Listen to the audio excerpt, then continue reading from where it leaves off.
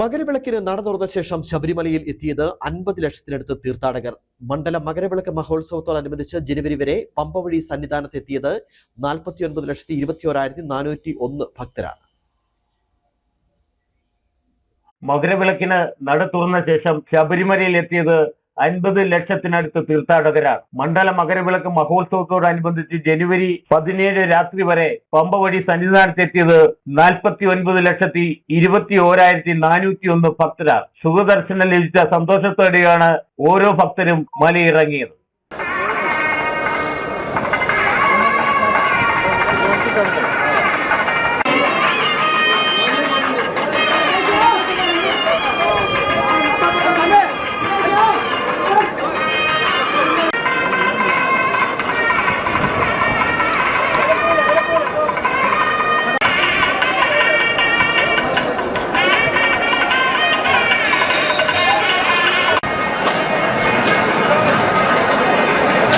അധിക നേരം കാത്തു നിൽക്കാതെ ഭക്തർക്കെല്ലാം ദർശന സൗകര്യം ഉറപ്പാക്കിയതാണ് ഭക്തരെ ആനന്ദിപ്പിച്ചത്. മകരവിളക്ക് മഹോത്സവത്തോടനുബന്ധിച്ച് ജനുവരി 19 രാത്രി വരെയാണ് ഭക്തർക്ക് ദർശനം. ജനുവരി 20 രാവിലെ 6:30 നടയടയ്ക്കും. പന്തളം രാജപ്രതിനിധി മാത്രമാണ് അന്ന് ദർശനം നടത്തുക.